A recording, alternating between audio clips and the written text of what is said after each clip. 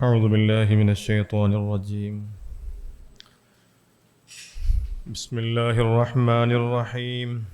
الحمد لله رب العالمين، وصلى الله تعالى وسلم على خير خلقه سيدنا محمد وعلى آله وصحبه وسلم. ആദരണീയരായ അനസ് അഹ്സനി, SSF കാസർഗോഡ് ജില്ലാ secretary, Murshid Pulikkur, എൻ്റെ പ്രിയപ്പെട്ട മുതഅല്ലിമുകളെ, വിദ്യാർത്ഥികളെ, സുഹൃത്തുക്കളെ,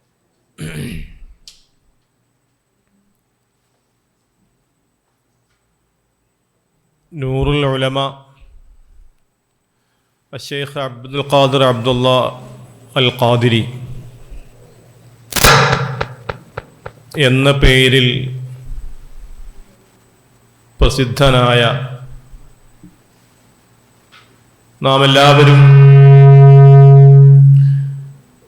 MA ഉസ്താദ് എന്ന് ബഹുമാന പുരസ്സരം വിളിക്കുന്ന സമസ്ത കേരള ജംഇയ്യത്തുൽ ഉലമയുടെ ആദരണീയരായ പ്രസിഡൻ്റായിരുന്ന ജാമിഅ സഅദിയ അറബിയയുടെ ശില്പിയായ ഒരു മഹാനെക്കുറിച്ചാണ്.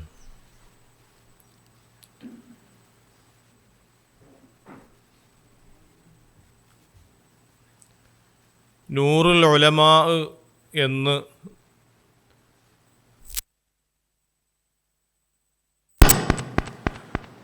വിളിച്ചിട്ടുള്ള ലോകത്ത് പ്രഭ പരത്തിയ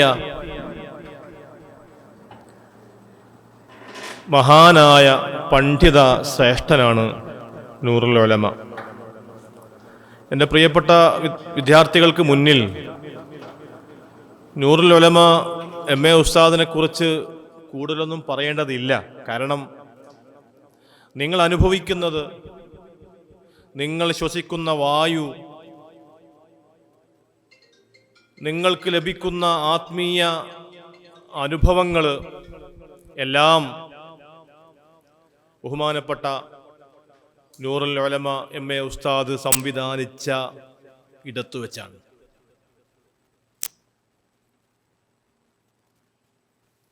കൃത്യമായി ജാമിഅ സഅദിയ്യ എന്താവണമെന്ന് നേരത്തെ പ്ലാൻ ചെയ്ത് സ്വപ്നം കണ്ട് അതിനുവേണ്ടി സംവിധാനങ്ങൾ ഒരുക്കി വെച്ച് പ്രവർത്തനം തുടങ്ങിയ ആളാണ് ബഹുമാനപ്പെട്ട നൂറുൽ ഉലമ. സ്വപ്നം കാണണമെന്ന് നാം എല്ലാവരും പഠിച്ചത് APJ അബ്ദുൽ കലാം രാഷ്ട്രപതിയായതോടുകൂടിയാണ്. APJ അബ്ദുൽ കലാം ഡ്രീം എന്ന് 4 തവണ പറഞ്ഞപ്പോൾ ലോകം അത് ഏറ്റെടുത്തു. ഏതൊരു വിജയത്തിൻ്റെയും അടിസ്ഥാനം സ്വപ്നമാണ് എന്ന് പറഞ്ഞാൽ താല്പര്യമാണ്, ചിന്തയാണ്. ആ ഏത് ലക്ഷ്യത്തിലേക്കാണോ ഞാൻ ഗോൾ സെറ്റ് ചെയ്തിട്ടുള്ളത് അവിടെ എത്തുന്നതുവരെയുള്ള മുഴുവൻ കാര്യങ്ങളും മനസ്സിൽ രൂപപ്പെടുത്തി അതിനുവേണ്ട സംവിധാനം ഒരുക്കുക എന്നതാണ്. ഇത് ഹബീബ് മുഹമ്മദ് മുസ്തഫ സല്ലല്ലാഹു അലൈഹി വസല്ലമ തങ്ങൾ നേരത്തെ നമ്മളെ പഠിപ്പിച്ചതാണ്. അതിൻ്റെ പ്രയോഗവൽക്കരണം ലോകത്ത് കഴിഞ്ഞുപോയ ഉലമാക്കൾ മുഴുവനും നടത്തി നമ്മുടെ മുന്നിൽ മാതൃക കാണിച്ചിട്ടുമുണ്ട്. അതിൻ്റെ ഏറ്റവും പിൻതലമുറയിൽപ്പെട്ട ബഹുമാനപ്പെട്ട നൂറുൽ ഉലമ തൻ്റെ ചെറുപ്പകാലത്ത്, പഠനകാലത്തു തന്നെ മനസ്സിൽ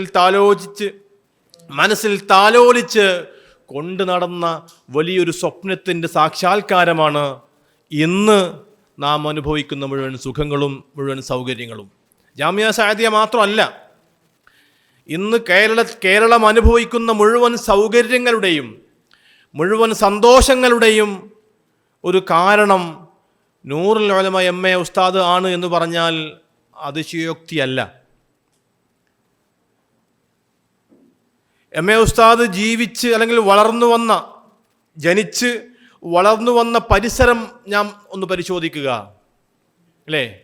ഏതൊരാളും ഏതൊരു മഹാനെക്കുറിച്ചും അല്ലെ ഏതൊരു വ്യക്തിയെക്കുറിച്ചും പഠിക്കുമ്പോൾ ആദ്യം നാം പരിശോധിക്കുന്നത് അദ്ദേഹം ജനിച്ചു വളർന്ന സാഹചര്യമാണ്. 1920 കാലഘട്ടം മുസ്ലിം സമൂഹം എന്നു വേണ്ട, കേരളീയ സമൂഹത്തിൻ്റെ സാമ്പത്തിക, വിദ്യാഭ്യാസ, സാമൂഹിക പരിസരം വല്ലപ്പോഴും നിങ്ങൾ ആലോചിച്ചിട്ടുണ്ടോ എന്ന് അറിയില്ല. എനിക്ക് ആലോചിച്ചിട്ടുണ്ടോ? 1920 എന്ന് പറഞ്ഞാൽ ബ്രിട്ടീഷുകാർ ഭരിക്കുന്ന കാലമാണ്. വിദ്യാഭ്യാസം എന്നത് സാധാരണക്കാരന് ഒരിക്കലും കയ്യെത്താത്ത അപ്പുറത്ത് അത്രയും ദൂരം കൈയടക്കി വച്ചിരിക്കുന്ന, അല്ലെങ്കിൽ അത്രയും ദൂരം ചെന്ന് സ്വായത്തമാക്കേണ്ട ഒരു നിധിയാണ്. നമ്മുടെ ഗ്രാമങ്ങളിലുള്ള മനുഷ്യർക്ക് പഠിക്കുക എന്ന് പറഞ്ഞാൽ അതിനൊരു സംവിധാനവും ഇല്ല. ചുരുക്കി പറഞ്ഞാൽ വിദ്യാഭ്യാസവുമായി പറയുമ്പോൾ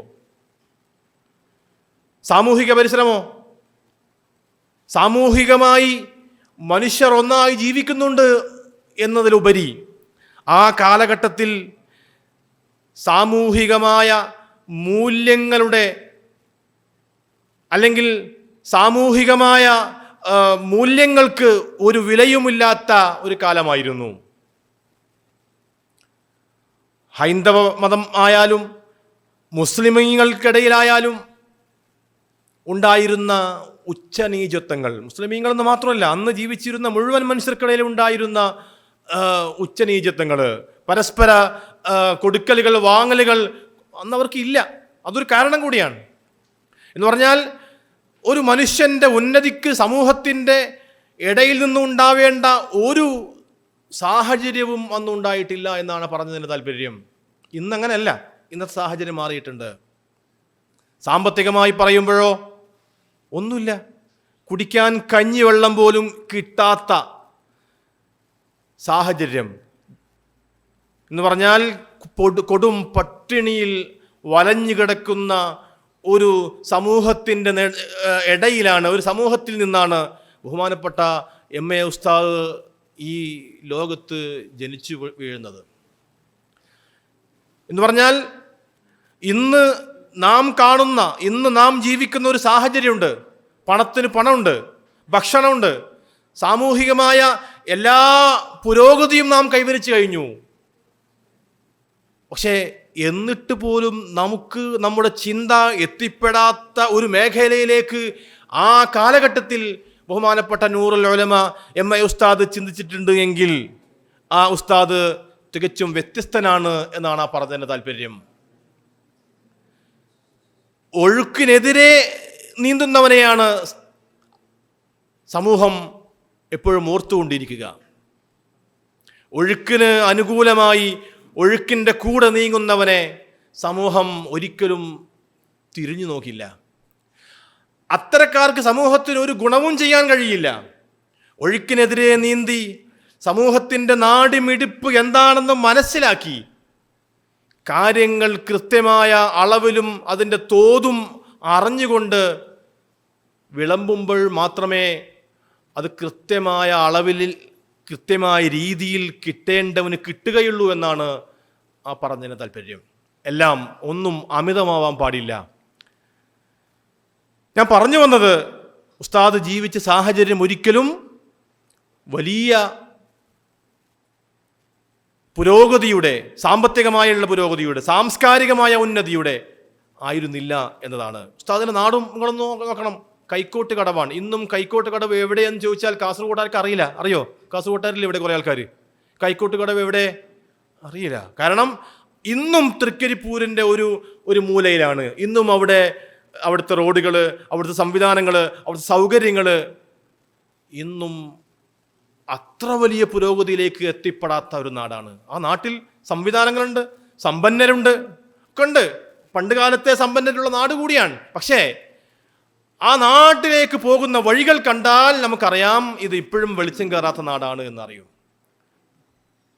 അത്രയും ഇടുങ്ങിയ വഴികൾ, കുറേ വളവും തിരിവൊക്കെ ആയിട്ട് ഏതോ ഒരു കുഗ്രാമങ്ങളിലേക്ക് പോകുന്ന ഒരു പ്രതീതി തൃക്കരിപ്പൂരിൽ നിന്നോ അല്ലെങ്കിൽ പടന്ന വഴി പോകുമ്പോഴോ ഏത് വഴി പോയാലും നമുക്ക് തോന്നുന്ന ഒരു ഫീലിംഗാണ്. ഈ സാഹചര്യത്തിൽ പോലും ആ നാടങ്ങനെയാണ് എങ്കിൽ എം.എ. ഉസ്താദ് ജീവിച്ച് ഈ സമൂഹത്തിന് മാതൃകയാകുന്ന ഒരു ജീവിതം സമൂഹത്തിന് കാണിച്ചപ്പോൾ, സമൂഹത്തിന് പകർത്താൻ മാത്രമുള്ള ഒരു ജീവിതം പകർന്നു നൽകിയപ്പോൾ, ആ സാഹചര്യത്തിൽ ഉണ്ടായ സാഹചര്യം നാം ഒന്ന് സങ്കല്പിച്ചാൽ മാത്രം മതി. നിങ്ങൾക്ക് തകഴീൻ്റെ കയർ ആരെങ്കിലും വായിച്ചിട്ടുണ്ടോ? തകഴിന്ന് കേട്ടിട്ട് നിങ്ങൾ കേട്ടിനാ? ആരാണ്? ശിവശങ്കർ പിള്ള, നോവലിസ്റ്റാണ് അല്ലേ. അദ്ദേഹത്തിന് കയർ എന്നൊരു നോവലുണ്ട്. ആ നോവൽ വായിച്ചാൽ ഏകദേശം ആ സാഹചര്യത്തിൻ്റെ 1920-ൻ്റെയും 50-ൻ്റെയും ഇടയിലുള്ള സാമൂഹിക പശ്ചാത്തലം മനസ്സിലാവും. അതല്ലെങ്കിൽ ഉറൂബിൻ്റെ സുന്ദരികളും സുന്ദരന്മാരും, അങ്ങനെ ഒരു നോവലുണ്ട്. ആരെങ്കിലും വായിച്ചിട്ടുണ്ടോ? വായിച്ചിനാ? ഇല്ല. നോവൽ നമ്മളൊന്നും വായിക്കുന്ന പരിപാടി ഇല്ലല്ലേ. ഭാഷ പഠിക്കാൻ വേണ്ടിയിട്ട്, സാഹചര്യങ്ങൾക്ക് പഠിക്കാൻ വേണ്ടിയിട്ട് നോവൽ വായിക്കാം. അതൊക്കെ വായിക്കണം, എന്നല്ലേ അറിയുള്ളൂ. 1920 അല്ലെങ്കിൽ 50 വരെയുള്ള ആ ഒരു സാഹചര്യത്തിൻ്റെ സാമൂഹിക പശ്ചാത്തലം അറിയണമെങ്കിൽ ഈ ജസ്റ്റ് റെക്കമെൻഡ് മാത്രമേ ഉള്ളൂ. ഇത് വായിച്ചാൽ ആ സാഹചര്യം അത് വായിച്ചു കഴിഞ്ഞാൽ നമുക്ക് മനസ്സിലാവും. ഒരു അത്ഭുതമായിരിക്കും ഉസ്താദിനെ കുറിച്ച് നമ്മൾ ആലോചിക്കുമ്പോൾ. സാധാരണയിൽ ഒരു സാമൂഹിക പരിഷ്കർത്താവ് എന്ന് മാത്രം പറഞ്ഞ് എം.എ. ഉസ്താദിനെ ഒന്ന് മാറ്റി നിർത്തുകയാണ് ചെയ്യാറുള്ളത്. സാമൂഹിക പരിഷ്കർത്താവ് അത് മാത്രം പറഞ്ഞാൽ പോരാ. ഇന്ന് സാമൂഹിക പരിഷ്കർത്താവായിട്ട് ഇടുന്ന കുറേ ആൾക്കാരുണ്ട്. അയ്യങ്കാളി അല്ലേ, ശ്രീനാരായണ ഗുരു, ഇങ്ങനെ കുറേ ആൾക്കാർ ആ കൂട്ടത്തിൽ ഇടുന്നുണ്ട്. ആ കൂട്ടത്തിൽ അവരിൽ ഏറ്റവും ഉന്നതനായി എണ്ണേണ്ട ഒരു പേരാണ് ബഹുമാനപ്പെട്ട നൂറുൽ ഉലമ എം.എ. ഉസ്താദ്. കാരണം മുസ്ലിം സമൂഹത്തിൻ്റെ നാനോന്മുഖ പുരോഗതി എന്നതല്ല പറയാം. മുസ്ലിം സമൂഹത്തിൻ്റെ A to Z എല്ലാ പുരോഗതിക്കും കാരണമായവർ എന്നാണ് ഉസ്താദിനെ കുറിച്ച് പറയുമ്പോൾ പറയേണ്ട. ഉസ്താദ് ഒരു മദ്രസ പ്രസ്ഥാനം എന്ന ഒരു വലിയ പ്രസ്ഥാനത്തിൻ്റെ ചിന്ത എന്നതിൽ മാത്രം ഒതുക്കാതെ കേരളീയ മുസ്ലിം സമൂഹത്തിൻ്റെ മുഴുവൻ പുരോഗതിക്കും കാരണക്കാരനായ ആള് എന്ന് പറയുന്നിടത്താണ് കാര്യങ്ങൾ നടക്കേണ്ടത്. 1989 സമസ്ത രണ്ടായിട്ടില്ലെങ്കിൽ ചിലപ്പോൾ നൂറുൽ ഉലമ എം.എ. ഉസ്താദിനെ ആ രീതിയിലേക്ക് നമുക്ക് പറയാൻ അവസരം കിട്ടുമായിരുന്നു. സമസ്ത രണ്ടായപ്പോൾ കേരളീയ സമൂഹത്തിന് നഷ്ടപ്പെട്ട ഏറ്റവും വലിയ നഷ്ടം നൂറ്റാണ്ടിൻ്റെ വെളിച്ചമായ നൂറുൽ ഉലമ എം.എ. ഉസ്താദിൻ്റെ മഹത്വം അല്ലെങ്കിൽ ഉസ്താദിൻ്റെ പ്രവർത്തന മേഖല ചുരുക്കിക്കാണാൻ കാരണമായിട്ടുണ്ട്. എന്ന് പറഞ്ഞാൽ ഇത്രയൊക്കെ പ്രവർത്തനങ്ങൾ ചെയ്ത ഒരാൾ നമ്മുടെ സമൂഹത്തിൻ്റെ കൂടെ എന്ന് പറഞ്ഞാൽ AP, EK എന്നീ രണ്ട് വിഭാഗം വന്നപ്പോൾ AP വിഭാഗത്തിൻ്റെ കൂടെയാണ് എം.എ. ഉസ്താദ് വന്നിട്ടുള്ളത്. അപ്പോൾ സ്വാഭാവികമായും ഉസ്താദ് അവർ പറയുന്നത് ഉസ്താദിനെ അംഗീകരിക്കോ, നമ്മൾ പറയുന്ന കാര്യങ്ങൾ അവർ അംഗീകരിക്കോ? ഇല്ല. കാരണം പരമാവധി നമ്മെ താഴ്ത്തിക്കെട്ടാനാണ് അവർ ശ്രമിച്ചുകൊണ്ടിരുന്നത്. അങ്ങനെ ശ്രമിക്കുകയുള്ളൂ, നമ്മളാണെങ്കിൽ അങ്ങനെ ചെയ്യുള്ളൂ. ഉസ്താദിൻ്റെ പ്രവർത്തനങ്ങളെ അംഗീകരിക്കാൻ അവർ കൂട്ടാക്കിയിരുന്നില്ല എന്നാണ് പറഞ്ഞ താല്പര്യം. ഇത് രണ്ടും ഒന്നായി നിലനിന്നിരുന്നുവെങ്കിൽ ചിലപ്പോൾ നേരെ തിരിച്ചായേനെ കാര്യങ്ങൾ. ഉസ്താദിൻ്റെ മുഴുവൻ ഓരോന്നും A to Z മദ്രസ പ്രസ്ഥാനം മാത്രം 1951 ഉസ്താദ് ഫെബ്രുവരി മാസത്തിൽ അൽ ബയാൻ മാസികയിൽ മദ്രസ പ്രസ്ഥാനവുമായി ബന്ധപ്പെട്ട് എഴുതുന്നത്. അതേ വർഷം മാർച്ച് മാസത്തിലാണ് സമസ്തയുടെ 19ാം വാർഷികം സമ്മേളനം നടക്കുന്നത്. ആ 19ാം വാർഷിക സമ്മേളനത്തിലാണ് മദ്രസ പ്രസ്ഥാനവുമായി ബന്ധപ്പെട്ട് ഇങ്ങനെയൊക്കെ ചെയ്യണം, എന്തൊക്കെ ചെയ്യണമെന്ന ഒരു പ്രമേയം ഉസ്താദ് സമസ്തക്ക് സമർപ്പിക്കുന്നത്. അത് അംഗീകരിക്കുകയും അതിനുവേണ്ടി ഒരു സബ് കമ്മിറ്റി രൂപീകരിക്കുകയും MA ഉസ്താദിനെ അതിലൊരു മെമ്പറായി നിയമിക്കുകയും ചെയ്യുന്നുണ്ട്. 1951 മാർച്ചിൽ. അന്ന് ഉസ്താദിന് 27 വയസ്സ്. 27 വയസ്സുള്ള ചെറുപ്പക്കാരൻ. ഉസ്താദ് അന്ന് മുത്തഅല്ലിമാണ്. എവിടെ? ഷാഹുൽ ഹമീദ് തങ്ങളുടെ ദർസിൽ മുത്തഅല്ലിമും തൊട്ടടുത്തുള്ള മഹല്ലിൽ ചെറിയ കിതാബ് ചൊല്ലി കൊടുക്കാൻ വേണ്ടി പോകുന്നു. ഇതാണ് ഉസ്താദിൻ്റെ അന്നത്തെ കാറ്റഗറി. ഞാൻ പറഞ്ഞു വന്നത്, ഈ ഒരു പദ്ധതിയിൽ മാത്രം ഒതുങ്ങിയില്ല ഉസ്താദിൻ്റെ സംവിധാനങ്ങൾ, ഉസ്താദിൻ്റെ ചിന്ത. ഒരു മദ്രസാ പ്രസ്ഥാനം എന്ന ആ ഒരു വലിയ ലേബൽ, ഇന്ന് ലോകത്ത് ഏറ്റവും കൂടുതൽ വ്യവസ്ഥാപിതമായി ഇസ്ലാം പഠിപ്പിക്കുന്ന ഒരു സംവിധാനമാണ് മദ്രസ. ഈ കേരളത്തിലെ 2 സമസ്തകൾ നടത്തുന്ന മദ്രസാ വിദ്യാഭ്യാസ സംവിധാനങ്ങൾ. അതിന് കവച്ചു വെക്കാൻ ഇന്ന് മറ്റൊരു ബോർഡില്ല എന്ന് തന്നെ പറയാം. കാരണം 20,000-ലധികം മദ്രസകളാണ് 2 ബോർഡിൻ്റെ കീഴിൽ നടന്നുകൊണ്ടിരിക്കുന്നത്. അത് ചെറുതല്ല. ഇനി ഇതുണ്ടാക്കിയത് MA ഉസ്താദിൻ ജീവിച്ചിരിക്കുന്ന കാലത്തിൽ MA ഉസ്താദ് ഈ മദ്രസാ പ്രസ്ഥാനം, ഇങ്ങനൊരു മദ്രസാ സംവിധാനം വേണം, നമ്മുടെ നാട്ടിലെ വിദ്യാർത്ഥികൾക്ക് പഠിക്കാൻ, ദീൻ പഠിക്കാൻ മദ്രസ വേണമെന്ന് ആലോചിക്കുന്നതിന് മുമ്പ് കേരളത്തിൽ മദ്രസ ഉണ്ടായിട്ടില്ലേ? ഉണ്ട്. ഓരോ നാട്ടിൽ മദ്രസ ഉണ്ട്. കണ്ണൂർ മദ്രസ ഉണ്ട്, ദീനുൽ ഇസ്ലാം സഭ ഇവിടെ കീഴിൽ. തിരുരങ്ങാടിയിൽ മദ്രസ ഉണ്ട്. അതേപോലെ തന്നെ മറ്റു പല സ്ഥലങ്ങളിലും മദ്രസകളുണ്ട്. പക്ഷേ അതിന് ഒരു വ്യവസ്ഥത ഉണ്ടായിരുന്നില്ല. അത് ഏതെങ്കിലും നാട്ടിൽ നടന്നു എന്ന് മാത്രം. സമസ്ത കേരള ജംഇയ്യത്തുൽ ഉലമയ്ക്ക് സ്വാധീനമുള്ള മുഴുവൻ മേഖലകളിലും മുഴുവൻ കേന്ദ്രങ്ങളിലും മദ്രസ വേണം എന്ന ആലോചനയാണ് ഉസ്താദ് നടത്തിയിട്ടുള്ളത്. ആ ആലോചന മാത്രമല്ല, അതിനെ പ്രയോഗവൽക്കരിക്കുവാനുള്ള ഒരു പ്ലാൻ ഉസ്താദിൻ്റെ മനസ്സിൽ ഉണ്ടായിരുന്നു എന്നതാണ് അതിൻ്റെ ഏറ്റവും വലിയ സവിശേഷത. ഉസ്താദ് അവിടെ നിർത്തിയില്ല. ജംഇയ്യത്തുൽ മുഅല്ലിമീൻ ഉണ്ടാക്കി. അതും MA ഉസ്താദിൻ്റെ ചിന്തയാണ്. SYS വന്നു, SSF വന്നു. ഇതെല്ലാം SSF ആയാലും SYS ആയാലും ജംഇയ്യത്തുൽ ഉലമ ആയാലും ജംഇയ്യത്തുൽ മുഅല്ലിമീൻ ആയാലും മദ്രസാ സംവിധാനങ്ങളായാലും കേരളീയ മുസ്ലിം സമൂഹത്തിൻ്റെ ദൈക്ഷണികപരമായ, മതപരമായ, ബൗദ്ധികപരമായ, സ്വത്വപരമായ എന്ന് പറഞ്ഞാൽ ഒരു മുഅ്മിനിന് ആവശ്യമായ മുഴുവൻ കാര്യങ്ങൾക്കും ചുക്കാൻ അതിൻ്റെ ബേസ് ഉണ്ടാക്കി തന്നത് നൂറുൽ ഉലമ MA ഉസ്താദാണ്. സംശയിക്കേണ്ടതില്ല. SSF രൂപീകരിക്കാനുള്ള ആ ചിന്തക്ക് തുടക്കമിട്ടത് ബഹുമാനപ്പെട്ട നൂറുൽ ഉലമ MA ഉസ്താദാണ് എന്നതിൽ 100% തർക്കമില്ലാത്ത കാര്യമാണ്. നമ്മൾ ലാസ്റ്റ് എവിടെ മുന്നേ പറഞ്ഞേ? മറന്നോയല്ല? എവിടെ പറഞ്ഞേ? മറന്നുപോയാ? നിങ്ങൾ മറന്നുപോയി തോന്നുന്നില്ലേ? എന്താണ് കറണ്ട് പോകുമ്പോൾ എല്ലാം മറന്നുപോല? എന്താ ലാസ്റ്റ് പറഞ്ഞേ? എന്താണ്? ഹാപ്പി ലാൻഡാ?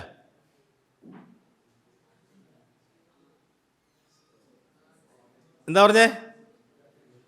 ഓർമ്മയില്ലേ? ഇങ്ങനെ കേട്ടിരുന്നു തന്നെയല്ലേ? MA ഉസ്താദിൻ്റെ പ്രവർത്തന മണ്ഡലങ്ങളല്ലേ പറഞ്ഞു തന്നല്ലേ? ഓക്കെ. ഏതായാലും മദ്രസാ പ്രസ്ഥാനങ്ങളെക്കുറിച്ച് പറഞ്ഞു അല്ലേ? ജംഇയ്യത്തുൽ മുഅല്ലിമീനെ കുറിച്ച് പറഞ്ഞു. പിന്നെന്താ പറഞ്ഞേ? SYSനെ കുറിച്ച് പറഞ്ഞു, SSF പറഞ്ഞു. മുത്തഅല്ലിമീങ്ങൾക്ക് കേരളത്തിൽ ആദ്യമായി സ്കോളർഷിപ്പ് സംവിധാനം നടപ്പിലാക്കിയത് ആരാന്നറിയോ? MA ഉസ്താദാണ്. എന്ന് പറഞ്ഞാൽ ഒരു വിശ്വാസിയുടെ, ഒരു മുസ്ലിമിൻ്റെ, ഒരു വിദ്യാർത്ഥിയുടെ, മുസ്ലിം സമൂഹത്തിലെ മുഴുവൻ പുരോഗതിക്കും ഏതെങ്കിലും ഒരു വിധത്തിൽ ആര് കാരണമായിട്ടുണ്ട്? MA ഉസ്താദ് കാരണമായിട്ടുണ്ടെന്നാണ് ഇത്രയും നേരം നമ്മൾ പറഞ്ഞതിൻ്റെ ആകത്തുക.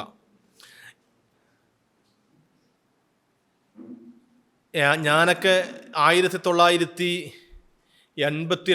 ഞാൻ ജനിക്കുന്നത്. 1982, 82. അപ്പം എൻ്റെ വയസ്സ് നിങ്ങൾക്ക് അറിഞ്ഞില്ല എത്രയെന്നുള്ളത്. അപ്പം ബഹുമാനിക്കപ്പെടേണ്ട ആളാണെന്ന് മനസ്സിലായി. വയസ്സനായി, താടി വെളുത്തിട്ടുണ്ട്. ഞങ്ങളുടെ കാലത്ത് ഞാനൊക്കെ മദ്രസ പഠിക്കുന്ന സമയത്ത് നമ്മുടെ നാട്ടിൽ ഒരു ഒരു എന്താ പറയുക, ഒരു അലൂമിനിയത്തിൻ്റെ ഒരു പെട്ടിയുണ്ട്. നിങ്ങൾ കണ്ടിട്ട് അറിയില്ല. ഒരു അലൂമിനിയത്തിൻ്റെ ഒരു പെട്ടി പിടിച്ചിട്ടാണ് നമ്മൾ മദ്രസയിലേക്കൊക്കെ പോവുക, സ്കൂളിലേക്കൊക്കെ പോവുക. അത് ഭയങ്കര പ്രൗഡിൻ്റെ അടയാളമാണ്. അപ്പോൾ നമ്മളെ നാട്ടിൽ എല്ലാവർക്കും അതില്ല. എൻ്റെ കയ്യിലുണ്ടായിരുന്നു. എൻ്റെ വാപ്പാക്ക് വാപ്പന്ന് സിംഗപ്പൂരൊക്കെ പോയി എന്തൊക്കെയോ ഉണ്ടായിരുന്നു. അങ്ങനെ കിട്ടിയതൊരു പെട്ടി, അലൂമിനിയത്തിൻ്റെ പെട്ടി ഞങ്ങളെ മക്കൾക്ക് ഉണ്ടായിരുന്നു. നമ്മൾ ആ പെട്ടി പിടിച്ചിട്ടാണ് എവിടെ പോവുക? മദ്രസയിലേക്ക് പോവുക. ആ പെട്ടി പിടിച്ചിട്ടാണ് എവിടെ പോവുക? സ്കൂളിലേക്കൊക്കെ പോവുക. അപ്പം ഞങ്ങളെ വീടിന് തൊട്ടടുത്ത് ഹൈന്ദവരായ നമ്മളെ സുഹൃത്തുക്കളൊക്കെ ഉണ്ട്. ഞങ്ങൾ കളിക്കാനും ഒക്കെ ഉള്ള എല്ലാ സമയത്തും ഒന്നിച്ചുള്ള സുഹൃത്തുക്കളുണ്ട്. രവി, കണ്ണൻ എന്നെല്ലാം പറഞ്ഞിട്ട് ഹൈന്ദവരായ ഒരുപാട് സുഹൃത്തുക്കളുണ്ട്. ഞങ്ങളെ ക്രിക്കറ്റ് കളിക്കുകയും പിന്നെ ഫുട്ബോൾ കളിക്കുകയും ഓട്ട മത്സരവും പഴയ കോട്ടി കളിക്കുക, പിന്നെ എന്തെല്ലോ കളികളുണ്ട്. അതൊക്കെ കളിച്ചിരുന്ന കുറേ ആൾക്കാരുണ്ട്. അപ്പം അവരൊന്നും സ്കൂളിലേക്കൊന്നും വരില്ല. സ്കൂളിലേക്കും വരില്ല, മദ്രസയിലേക്കും വരില്ല. മദ്രസയിലേക്ക് ഏതായാലും വരണ്ടല്ലോ. നമ്മൾ ഈ പെട്ടിയിലും പിടിച്ച് രാവിലെ തന്നെ ഇങ്ങനെ മദ്രസയിലേക്കൊക്കെ പോകുമ്പോൾ ഓർക്ക് ഇങ്ങനെ നമ്മളങ്ങ് നോക്കി കുത്തിരിക്കും. എന്നിട്ട് ചില സമയത്തൊക്കെ അവർ നമ്മൾ ചോദിച്ചത് എൻ്റെ ഓർമ്മ, ഞാനും വരട്ടെ നിങ്ങളൊക്കെ പള്ളിക്കൂടത്തിലേക്ക്, പള്ളിക്കൂടം എന്നാ പറയാ, പള്ളിക്കൂടത്തിൽ ഞാനും വരട്ടെ നിങ്ങളൊക്കെ എന്ന് പറഞ്ഞിരുന്ന ഒരു സാഹചര്യം ഉണ്ടായിരുന്നു. എന്ന് പറഞ്ഞാൽ ഞാൻ ഈ പറഞ്ഞതിൻ്റെ ഈ ഒരു സാഹചര്യം പറയാനുള്ള ഒരു കാരണം മുസ്ലിം സമൂഹത്തിന് മാത്രമല്ല MA ഉസ്താദ് സംവിധാനം ഒരുക്കിയ മദ്രസാ പ്രസ്ഥാനത്തിൻ്റെ ഗുണം ലഭിച്ചിട്ടുള്ളത്. നമ്മുടെ സഹോദര മതത്തിൽപ്പെട്ട സഹോദര സമുദായത്തിൽപ്പെട്ട വിദ്യാർത്ഥികൾക്ക് പള്ളിക്കൂടങ്ങളിലേക്ക് പോകണം, പഠിക്കണം എന്ന് തോന്നാനുള്ള ഒരു കാരണം കൂടിയാണ് MA ഉസ്താദ് രൂപപ്പെടുത്തി ഈ മദ്രസാ പ്രസ്ഥാനം എന്നാണ് പറഞ്ഞതിൻ്റെ താല്പര്യം. ഇത് എൻ്റെ മാത്രം അനുഭവമാണെന്നില്ല. അല്ലെങ്കിൽ ഞാൻ ജീവിച്ച ആ ഒരു സാഹചര്യം, എന്നെക്കാളും മുമ്പ് ജീവിച്ച ആൾക്കാർ, അവരോട് ചോദിച്ചാൽ ചിലപ്പോൾ ഇതിനേക്കാളും നല്ല കഥകൾ, ഇതിനേക്കാളും നല്ല അനുഭവങ്ങൾ അവർക്ക് നമ്മോട് പറയാനുണ്ടാകും. ഈ മദ്രസാ പ്രസ്ഥാനം എന്ന ആ ചിന്ത വരാൻ തന്നെ കാരണമുണ്ട്. അന്ന് പഴയ കാലത്ത് ബ്രിട്ടീഷുകാർ ഇന്ത്യ ഭരിക്കുന്ന സമയത്ത് സ്കൂളും മദ്രസയൊക്കെ ഒറ്റ സ്ഥലത്തുണ്ടായിരുന്നത്. സ്കൂളിൽ തന്നെ മദ്രസ ഉണ്ടാവും. മദ്രസ കഴിഞ്ഞാൽ അടുത്ത് 10 മണി വരെ മദ്രസയാണെങ്കിൽ 10 മണിക്ക് ശേഷം സ്കൂളാണ്. ഇന്ത്യക്ക് സ്വാതന്ത്ര്യം കിട്ടിയപ്പോൾ ഇന്ത്യ ഗവൺമെൻറ് മതേതര ഗവൺമെൻറ്റാണ്. തീരുമാനമെടുത്തു. എന്ത് തീരുമാനമെടുത്തത്? സ്കൂൾ വേറെ, മദ്രസ. സ്കൂളിൽ വെച്ച് ഒരു മതത്തിൻ്റെയും ആശയങ്ങൾ പഠിപ്പിക്കപ്പെടാൻ പാടില്ല. സ്വാഭാവികല്ലേ? ഗവൺമെൻറ് സ്കൂളിൽ മദ്രസ പഠിപ്പിക്കുമ്പോൾ എന്തും കൂടി പഠിപ്പിക്കേണ്ടി വരും. ഹൈന്ദവം പഠിപ്പിക്കണ്ടേ, ക്രൈസ്തവം പഠിപ്പിക്കണ്ടേ, എല്ലാം പഠിപ്പിക്കണ്ടേ? നടക്കൂല. അപ്പോൾ അത് ഒഴിവാക്കി. അപ്പോഴാണ് ഇങ്ങനൊരു ചിന്തക്ക് സാഹചര്യം ഒരുങ്ങിയത് തന്നെ. മദ്രസ പഠിക്കാൻ സംവിധാനം വേണം. മദ്രസ പഠിക്കാനുള്ള സംവിധാനം മുടങ്ങി, പുതിയ സംവിധാനം വേണം മദ്രസ പഠിക്കാൻ. അവിടെ വെച്ചുകൊണ്ടാണ് ഈ ഒരു സാഹചര്യം ഉണ്ടാകുന്നത്. നിങ്ങൾ ഒരു കാര്യം കൂടി നോക്കണം. ഞാൻ അവസാനിപ്പിക്കുകയാണ്. 3 മണിയായി. ഇപ്പം അടുത്ത് ഒരു പുസ്തകം ഇറങ്ങിയിട്ടുണ്ട് മലപ്പുറത്തെ പെണ്ണിൻ്റെ ചരിത്രം എന്നാ പേരിൻ്റെ, മലപ്പുറം പെണ്ണിൻ്റെ ആത്മകഥ. നിങ്ങളാരും വായിച്ചെന്നും അറിയില്ല. ഷംസാദ് ഹുസൈൻ എഴുതിയ പുസ്തകമാണ്. ആരും വായിച്ചിട്ടുണ്ടോ? ആരും വായിച്ചിട്ടില്ലേ? ഇവിടെ ലൈബ്രറിയിൽ ആ പുസ്തകം ഇല്ലേ? പോട്ടെ, ചോദിച്ചത് മാത്രം. ആ പുസ്തകത്തിൻ്റെ ആകെത്തുക, ആ പുസ്തകം എന്ന് പറഞ്ഞാൽ മലപ്പുറം ജില്ലയിലെ മുസ്ലിം സ്ത്രീകളെ സ്വാതന്ത്ര്യത്തിന് മുമ്പ് ഈ 920 മുതൽ ആ പെണ്ണ് ഇപ്പം ജീവിച്ചിരിക്കുന്ന ആളാണ്. ആ സാഹചര്യത്തിലുള്ള മുസ്ലിം സ്ത്രീകളുടെ സാമൂഹിക വിദ്യാഭ്യാസ പരിസരം മനസ്സിലാക്കാനുള്ളൊരു ശ്രമമാണ് ആ സ്ത്രീ, ഒരു കോളേജ് അധ്യാപികയാണ്, അതിൽ നടത്തിയിട്ടുള്ളത്. വളരെ ബൃഹത്തായ ഒരു പഠനമാണത്. അതിൽ പറയുന്ന ഒരു വിഷയമുണ്ട്. അവൾ പറയുന്നത് ആ കാലഘട്ടത്തിൽ അക്ഷരാഭ്യാസമുണ്ടായിരുന്ന ഏക സമൂഹം മുസ്ലിം സ്ത്രീകൾ മാത്രമായിരുന്നു എന്നാണ്. എന്താണ്?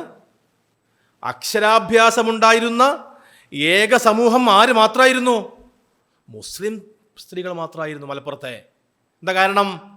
അവർക്ക് മൊഹീദ്ദീൻ മാല പാടാൻ എന്ത് അറിയണമായിരുന്നു? അറബി മലയാളം അറിയണമായിരുന്നു. അവർക്ക് നഫീസത്ത് മാല പാടാൻ എന്ത് അറിയണമായിരുന്നു?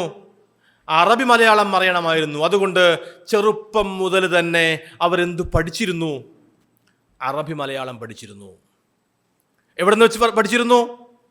ഒന്നുകിൽ മദ്രസയിൽ വെച്ചുകൊണ്ട്, അല്ലെങ്കിൽ ചില നാടുകളിൽ ഒരു പ്രത്യേക ഒത്തുപള്ളി സംവിധാനം ഉണ്ടായിരുന്നു, അതിൽ വെച്ചുകൊണ്ട്. അതുമല്ലെങ്കിൽ ഓരോ കുടുംബത്തിലെയും മുതിർന്നവർ താഴെയുള്ള ആൾക്കാർക്ക് പഠിപ്പിച്ചു കൊടുത്തിരുന്നു എന്നാണ് പറഞ്ഞതിന് താല്പര്യം. എന്ന് പറഞ്ഞാൽ മുസ്ലിം സമൂഹത്തിൻ്റെ വിദ്യാഭ്യാസപരമായ പുരോഗതി അത് മതപരമായ ആവശ്യ നിർവഹണത്തിന് വേണ്ടി അവർ ചെയ്തുകൊണ്ടിരുന്ന കാര്യങ്ങളാണ്. മദ്രസാ പ്രസ്ഥാനം വന്നതോടുകൂടെ കൃത്യമായി അവൾ രേഖപ്പെടുത്തി വെക്കുന്നുണ്ട്, കേരള മുസ്ലിം സമൂഹത്തിൻ്റെ പുരോഗതി നാം പ്രതീക്ഷിച്ചതിലും 100 ഇരട്ടി വേഗത്തിൽ സംഭവിച്ചു എന്നാണ്. ഈ 100 ഇരട്ടി എന്നുള്ള പുസ്തകത്തിലില്ല, ഞാൻ അതിൻ്റെ വേഗത കണ്ടപ്പോൾ അങ്ങ് പറഞ്ഞു എന്ന് മാത്രം. എന്ന് പറഞ്ഞാൽ മദ്രസാ പ്രസ്ഥാനത്തിലൂടെ മദ്രസയിൽ വിദ്യാർത്ഥികൾ പോയി തുടങ്ങിയത് മുതൽ കേരളത്തിലെ മുഴുവൻ സ്ത്രീകളുടെയും വിദ്യാഭ്യാസം, അത് മതം മാത്രമല്ല ഭൗതിക വിദ്യാഭ്യാസവും പഠിക്കണമെന്ന ഇതിലേക്ക് മുസ്ലിം സ്ത്രീകളെ എത്തിക്കാനുള്ള ഏറ്റവും വലിയ കാരണം കേരളത്തിലെ മദ്രസാ പ്രസ്ഥാനമാണ് എന്ന് അവൾ രേഖപ്പെടുത്തി വെച്ചിട്ടുണ്ട്. ഞാൻ പറഞ്ഞ് കുറേയൊന്നും നിങ്ങൾ ചിന്തിക്കേണ്ട ആവശ്യമില്ല.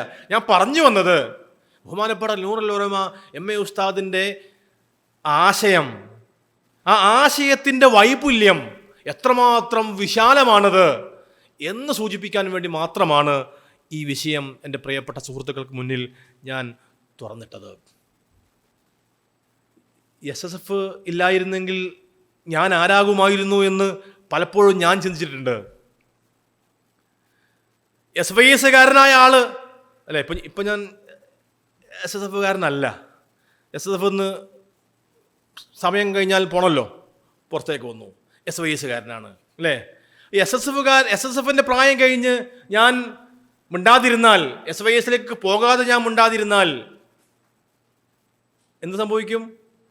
ഞാൻ അരാഷ്ട്രീയവാദിയാവും. എന്ന് പറഞ്ഞാൽ എന്നെ കൊണ്ട് സമൂഹത്തിന് ബാധ്യതയായി മാറും. അതുകൊണ്ട് ഉസ്താദിന് ചിന്ത വന്നു, യുവജനങ്ങൾക്ക് സംവിധാനം വേണം, വിദ്യാർത്ഥികൾക്ക് സംവിധാനം വേണം, യുവജനങ്ങൾക്ക് സംവിധാനം വേണം, ബഹുജനങ്ങൾക്ക് സംവിധാനം വേണം. അത് പിൽക്കാലത്ത് മുസ്ലിം ജമാഅത്ത് ഉണ്ടായി, കേരള മുസ്ലിം ജമാഅത്ത് എന്ന് പറഞ്ഞാൽ കേരളീയ പരിസരത്ത് മുസ്ലിം സമൂഹത്തിൻ്റെ എല്ലാ പുരോഗതിയുടെയും ഒരു കാരണക്കാരൻ ബഹുമാനപ്പെട്ട നൂറുൽ ഉലമ MA അബ്ദുൽ ഖാദർ മുസ്ലിയാർ എന്ന നമ്മുടെ ശൈഖുനയാണ് എന്ന് പറയുന്നിടത്താണ് കാര്യങ്ങൾ കിടക്കുന്നത്. ഇത്രയൊന്നുമല്ല, ഇതിൻ്റെ ചെറിയൊരു രൂപം മാത്രമാണ്. ബഹുമാനപ്പെട്ട ഉസ്താദ് ജാമിയ സഅദിയ അറബിയ എന്ന ഈ സ്ഥാപനത്തിൻ്റെ പേര് ഉസ്താദ് ഏറ്റെടുക്കുന്നതിന് മുമ്പേ ഈ സ്ഥാപനം ഉണ്ട് ഇവിടെ, നിങ്ങൾക്കറിയോ? അറിയും. ഉസ്താദ് ഏറ്റെടുക്കുന്നത് ഈ സ്ഥാപനം നടന്നുകൊണ്ടിരിക്കുന്ന ഒരു സ്ഥാപനത്തെയാണ്. അന്ന് സഅദിയ അറബിക് കോളേജ് എന്നാണ് ഈ സ്ഥാപനത്തിൻ്റെ പേര്. ഇപ്പോൾ ആ പേര് ഞങ്ങൾക്കുള്ളത്, സഅദിയ അറബിക് കോളേജ് എന്ന അന്ന് ഈ സ്ഥാപനത്തിൻ്റെ പേര്. ഞങ്ങൾക്കെന്ന് പറഞ്ഞാൽ ഞാൻ വർക്ക് ചെയ്യുന്ന കോളേജിൻ്റെ പേരാണ് സഅദിയ അറബിക് കോളേജ് എന്ന്, അത്രയേ പറഞ്ഞുള്ളൂ. പക്ഷേ ബഹുമാനപ്പെട്ട നൂറുൽ ഉലമ MA ഉസ്താദ് ഈ സ്ഥാപനം ഏറ്റെടുക്കുമ്പോൾ പേര് ചേഞ്ച് ചെയ്തു. എന്താ പേര് ചേഞ്ച് ചെയ്തത്? ജാമിഅത്തു സഅദിയ അൽ അറബിയ എന്നാക്കി മാറ്റി. എന്താ ജാമിഅ എന്ന് പറഞ്ഞാൽ എന്താ അർത്ഥം? യൂണിവേഴ്സിറ്റി. ആ കാലഘട്ടത്തിൽ മുസ്ലിം സമൂഹത്തിന് സ്വതന്ത്രമായി ചെയ്യാനൊരു സംവിധാനം, ഒരു വിദ്യാഭ്യാസ സംവിധാനം ഉണ്ടാകണമെന്ന് ഒരാൾ ആലോചിച്ചിട്ടുണ്ടെങ്കിൽ അത് ആര് മാത്രമാണ്? നൂറുൽ ഉലമയാണ്. നിങ്ങൾ നോക്കണം, ആ കാലത്ത് അല്ലെങ്കിൽ അതോട് സമാനമായിട്ട് ഒരുപാട് സ്ഥാപനങ്ങൾ വന്നിട്ടുണ്ട് കേരളീയ പരിസരങ്ങളിൽ. ആ സ്ഥാപനങ്ങളിൽ ഒന്നിലും എന്തില്ല, ഈ ഒരു സംവിധാനം, ജാമ്യ യൂണിവേഴ്സിറ്റി എന്ന് ചിന്തിക്കുന്ന ഒരു സ്ഥാപനം ഉണ്ടായിട്ടില്ല. MA ഉസ്താദ് ചെറുപ്പം മുതൽ തന്നെ താലോലിച്ചു വെച്ച ആശയത്തിൻ്റെ പ്രകാശനമായിരുന്നു ജാമിയ സഅദിയയിലൂടെ നടത്തി കാണിക്കാൻ ശ്രമിച്ചത്. ഉസ്താദിൻ്റെ സ്വപ്നം ഒരു യൂണിവേഴ്സിറ്റി, ഒരു എന്താ പറയുക, ഒരു സാധാ യൂണിവേഴ്സിറ്റി ആയിരുന്നില്ല, ഒരു ഇൻ്റർനാഷണൽ ഇസ്ലാമിക് യൂണിവേഴ്സിറ്റി എന്ന തലത്തിലേക്കായിരുന്നു ഉസ്താദിൻ്റെ മുഴുവൻ ചിന്തകളും പ്രവർത്തനങ്ങളും ഉണ്ടായിരുന്നത് എന്ന് നമുക്ക് ആലോചിച്ചാൽ മനസ്സിലാക്കാൻ കഴിയുന്നതാണ്. ഉസ്താദിൻ്റെ പ്രവർത്തനങ്ങൾ നമുക്ക് വരച്ച് കാണിക്കുന്നത് അങ്ങനെയാണ്. ഓരോന്നും ആ രീതിയിലാണുള്ളത്.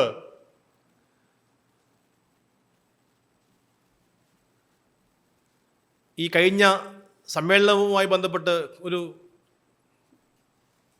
ഓർമ്മ എന്താണ്, എന്ത് പുസ്തകം ഇറങ്ങിയത് അനസ് ഉസ്താദേ? നമ്മൾ കഴിഞ്ഞ ലാസ്റ്റ് വറക്കാത്ത്. നിങ്ങൾ ആരും വായിച്ചത് ആ വറക്കാത്ത്, ആ ബുക്ക്? സ്മരണിക അല്ലല്ലേ, എന്ത് സോവനിയർ? ആരും വായിച്ചേ നിങ്ങൾ? എന്താ അതിൽ പറഞ്ഞേ? MA ഉസ്താദിൻ്റെ ആരും വായിച്ചിട്ടില്ല. എന്താണ്? കടൽ കടന്ന കഥകളാണ് അല്ലേ? MA ഉസ്താദിൻ്റെ അന്താരാഷ്ട്ര ബന്ധങ്ങളുമായി ബന്ധപ്പെട്ട കുറേ കഥകളാണ് അതിൽ പറഞ്ഞിട്ടുള്ളത് അല്ലേ? യെസ്. ആ കഥ, ആ പുസ്തകം, ആ സുവനീർ വായിച്ചാൽ അറിയാം ലോകത്തിൻ്റെ വിവിധ ഭാഗങ്ങളിൽ നിന്ന് ഉസ്താദിൻ്റെ അടുത്തേക്ക് കത്ത് വരുന്ന കഥകൾ അല്ലേ? അതിൽ എനിക്ക് ജാമിയ സായദയിൽ പഠിക്കാൻ സംവിധാനമുണ്ട്, താല്പര്യമുണ്ട്, ഇങ്ങോട്ട് വരട്ടെ, പഠിക്കാൻ വരട്ടെ എന്നൊക്കെ ചോദിച്ചിട്ടാണ് ഉസ്താദ് കത്ത് വരുന്നത്. ഏകദേശം 112ഓളം രാജ്യങ്ങളിൽ നിന്ന് ഉസ്താദിന് കത്തുകൾ വന്നിരുന്നു, ജാമിയ സായദിയയിൽ പഠിക്കാൻ സംവിധാനം തരുമോ എന്ന് ചോദിച്ചിട്ട്. ഉസ്താദ് എല്ലാറ്റിനും മറുപടി അയക്കും. എല്ലാറ്റിനും ഉസ്താദ് മറുപടി അയച്ചിട്ടുണ്ട്. ഉസ്താദിൻ്റെ മറുപടി എന്താണ്? ഇവിടെ നിങ്ങൾക്ക് സ്വാഗതം, നിങ്ങൾക്ക് ഇവിടെ പഠിക്കാൻ എല്ലാ സംവിധാനവും, ഭക്ഷണം തരും, താമസവും തരും, വിസയും ടിക്കറ്റും എടുത്തിട്ട് നിങ്ങളിവിടെ വരികയാണെങ്കിൽ നിങ്ങൾക്ക് പഠിക്കാൻ ഇവിടെ സംവിധാനമുണ്ട് എന്നാണ് ഉസ്താദ് മറുപടി അയച്ചത്. ആ മറുപടിയും ഉസ്താദിന് വന്ന കത്തും ഉസ്താദ് അയച്ച മറുപടിയും ഞാൻ എന്നെ കണ്ടുകൊണ്ട് നേരിട്ട് കണ്ടതാണ്. ഞാൻ ആ കാലത്ത് 1979-80 കാലഘട്ടത്തിലാണ്, ഞാനൊക്കെ ജനിക്കുന്നതിന് മുമ്പാണ് ആ കത്തുകൾ വന്നിട്ടുള്ളത്. ഉസ്താദ് അതിന് കൃത്യമായി മറുപടി എഴുതുകയും ചെയ്തിട്ടുണ്ട്. ഞാൻ പറഞ്ഞു വന്നത്, ഇപ്പോൾ ആ ഒരു ചിന്തയിൽ നിന്ന് വിദ്യാഭ്യാസ പുരോഗതി, കേരളത്തിലെ കാസർഗോഡ് ജില്ലയിലെ 2ാമത്തെ ഇംഗ്ലീഷ് മീഡിയം സ്കൂളാണ് നമ്മുടെ ക്യാമ്പസിൽ നിലനിൽക്കുന്നത്, സായദിയ ഇംഗ്ലീഷ് മീഡിയം സ്കൂൾ. കാസർഗോഡ് ജില്ലയിലെ 2ാമത്തെയോ 3ാമത്തെയോ ആണ്, സംശയം വന്നു. 1ാമത്തത് KV ആണ്, കേന്ദ്ര വിദ്യാലയ. 2ാമത്തത് ഓർമ്മയുണ്ടോ? ചിന്മയാണെന്നാണ് എൻ്റെ ഒരു ഓർമ്മ. 3ാമത്തത് ജാമിയ സായദിയാണ്, സായദിയയിലെ ഇംഗ്ലീഷ് മീഡിയം സ്കൂളാണ്. എന്ന് പറഞ്ഞാൽ ആ കാലഘട്ടത്തിൽ ഇംഗ്ലീഷ് വിരുദ്ധർ എന്ന് സമൂഹത്തിൻ്റെ മുസ്ലിം പണ്ഡിതന്മാരെ വിമർശിച്ചിരുന്ന സാഹചര്യത്തിൽ ആ കാലഘട്ടത്തിൽ ഇംഗ്ലീഷ് മീഡിയം സ്കൂള് സായദിയയിൽ തുടങ്ങിയ വിദ്യാഭ്യാസ പ്രവർത്തകനാണ് നൂറുൽ ഉലമ MA ഉസ്താദ്. അന്ന് റീജൻ ചെന്നൈ റീജനാണ്. നമ്പർ എത്ര സ്കൂളിൻ്റെ നമ്പർ? അഡ്മിഷൻ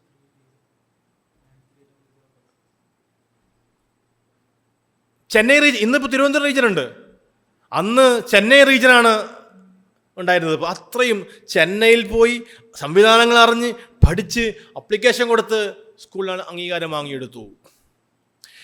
ഓരോന്നും ആർട്സ് ആൻഡ് സയൻസ് കോളേജുകൾ, ലോ കോളേജ് ഇപ്പം അടുത്താണ് ഉണ്ടായതെങ്കിലും ഉസ്താദിൻ്റെ ചിന്തയിൽ വന്നെന്ന് പറഞ്ഞാൽ ഒരു യൂണിവേഴ്സിറ്റിയിൽ ഉണ്ടാവേണ്ട മുഴുവൻ സംവിധാനങ്ങളും ഒരുക്കേണ്ടതുണ്ട്. അതിൻ്റെ പാശ്ചാത്തല സംവിധാനങ്ങൾ ഒരുക്കണം. പണം അതിനൊരു തടസ്സമാവാൻ പാടില്ല എന്ന് ആലോചിക്കുകയും അത് നടപ്പിലാക്കാൻ ശ്രമിക്കുകയും ചെയ്ത വലിയ വിദ്യാഭ്യാസ വിചക്ഷണനാണ് ബഹുമാനപ്പെട്ട നൂറുൽ ഉലമ MA അബ്ദുൽ ഖാദർ മുസ്ലിയാർ. ഞാൻ അവസാനിപ്പിക്കുകയാണ്. അറബ് ലോകവുമായി ബന്ധപ്പെട്ട് ഉള്ളൊരു അനുഭവം മാത്രം പറഞ്ഞ് ഞാൻ അവസാനിപ്പിക്കുകയാണ്. ബഹുമാനപ്പെട്ട ഷേഖ് ഹസൻ ഷദ്ദാദ്, നിങ്ങൾ ആരും കേട്ടിന? വലിയൊരു സൂഫി പണ്ഡിതനാണ്. ഇപ്പം അടുത്ത കാലത്ത് വഫാത്തായ ആളാണ്. സായദിയയിൽ വന്നിട്ടുണ്ട്. അദ്ദേഹത്തിൻ്റെ കുറേ ഞാൻ മൂപ്പർ കണ്ട ഓർമ്മയൊന്നുമില്ല, പക്ഷേ മൂപ്പരൊരു ബൈത്ത് ഇങ്ങനെ ഇടയ്ക്കിടയ്ക്ക് മുതാലിമായ സമയത്ത് ചെല്ലാറുണ്ടായിരുന്നു. അസ്തഗ്ഫിറുല്ലാഹ് അസ്തഗ്ഫിറുല്ലാഹ് മിൻ കുല്ലി ശൈഇൻ തുബ്നാ ഇലല്ലാഹ് യാ റബ്ബൽ അർബാബ് യാ റബ്ബ തവ്വാബ് മിൻ കുല്ലി ശൈഇൻ തുബ്നാ ഇലല്ലാഹ്. അങ്ങനെ പറഞ്ഞൊരു കുറച്ച് ബൈത്ത് നല്ല അത് സ്വാഭാവികമായി കുറച്ച് വരികൾ എത്തുമ്പോൾ തന്നെ കണ്ണെന്ന് അറിയാതെ വെള്ളം വരും. അങ്ങനെ തൗബയെ പ്രോത്സാഹിപ്പിക്കുന്ന ഒരു ബൈത്താണ്. അത് ഉണ്ടാക്കിയ ആളാണ് ഷെയ്ഖ് ഹസൻ ഷദ്ദാദ്. മൂപ്പര് ഇവിടെ സയദയിൽ ഒരു തവണ വന്നിട്ട് 1-2 തവണ വന്നിട്ടുണ്ട്. MA ഉസ്താദുമായി ബന്ധപ്പെട്ട് എപ്പോഴും കത്തിടപാടുകൾ നടത്താറുണ്ട്. കത്തിടപാട് നടത്താറുള്ളത് ബൈത്തായിട്ടാണ്. ഉസ്താദ് അങ്ങോട്ടേക്ക് ബൈത്ത് അയക്കുന്നു, തിരിച്ചിങ്ങോട്ടേക്ക് ആര് ബൈത്ത് അയക്കുന്നു? ഹസൻ ഷദ്ദാദ് ബൈത്ത് അയക്കുന്നു. അതിൽ ഒരു ബൈത്ത് ജസ്റ്റ് ഒന്ന് പാടാം, ഉസ്താദിൻ്റെ മഹത്വത്തെക്കുറിച്ച് അറിയാൻ വേണ്ടിയിട്ട്.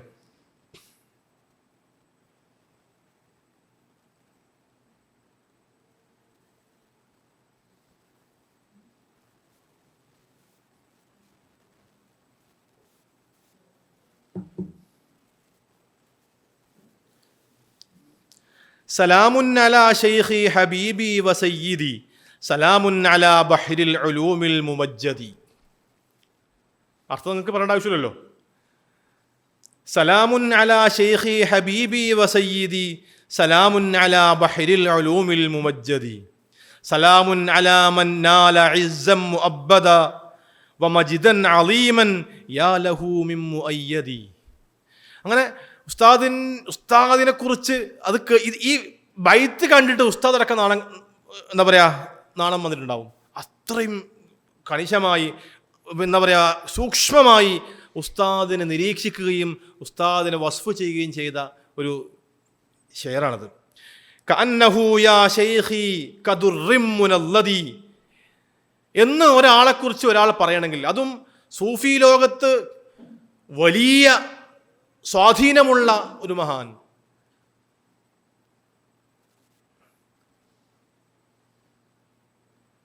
വനദ്മുക ഖദ് വാഫാ വയാലക മുഫ്ഖിറൻ കഅന്നഹു യാ ശൈഖി കദുർറിം മുനല്ലദി ഫഅഹ്ലം ബികും ഫീ മർതഇൽ ഇൽമി വസ്സഫ ഫലില്ലാഹി മിൻ ഫൈളിൻ അളീമിൻ വസൂദദി. അങ്ങനെ കുറേയുണ്ട്, 10-15ഓളം വരികളുണ്ടത്. എന്ന് പറഞ്ഞാൽ ബഹുമാനപ്പെട്ട നൂറുൽ ഉലമ MA ഉസ്താദ് കടൽ കടന്ന, എന്ന് പറഞ്ഞാൽ ലോകത്തിൻ്റെ അതിർവരമ്പുകൾ ഭേദിച്ചുകൊണ്ട് അംഗീകാരങ്ങൾ നേടിയെടുത്ത മഹാനാണ്.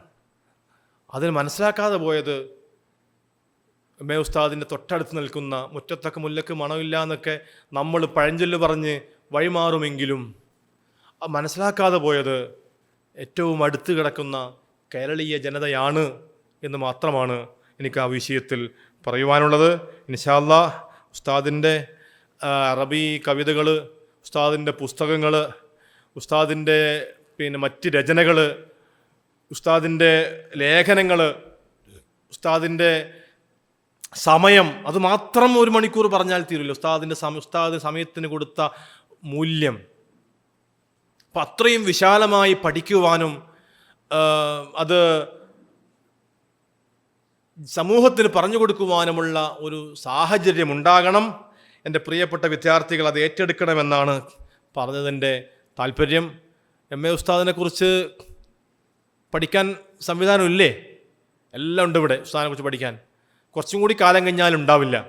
ഇപ്പോൾ ചോദിച്ച് പഠിക്കാൻ ആളുണ്ട്. നിങ്ങൾക്ക് ലേഖനങ്ങളൊക്കെ എഴുതാൻ വേണ്ടിയിട്ട് ഇവിടെ അനസ് ഉസ്താദ് സംവിധാനം ചെയ്തതില്ലേ? ഇടക്ക് ഇതൊക്കെ ചെയ്യണം. വെറും ലേഖനം എന്നതിലുപരി ഒരു പഠനം എന്ന നിലയിൽ റെഫറൻസ് ഒക്കെ കൊടുത്ത് കൃത്യമായി ഉസ്താദിനെ കുറിച്ച് പഠിക്കാൻ ഉസ്താദിൻ്റെ മക്കളെ ഉണ്ടാവുള്ളൂ, പുറത്തുനിന്നാരും വരില്ല. അതുകൊണ്ട് അത് നിലനിൽക്കണമെങ്കിൽ നിങ്ങളുടെ ഭാഗത്തു നിന്ന് ഇടപെടലുണ്ടാകണം എന്ന് മാത്രം പറഞ്ഞുകൊണ്ട് ഞാൻ അവസാനിപ്പിക്കുകയാണ്. വആഖിറു ദഅവാന അനിൽ ഹംദുലില്ലാഹി റബ്ബിൽ ആലമീൻ. അസ്സലാമു അലൈക്കും വറഹ്മത്തുള്ളാഹി വബറകാതുഹു.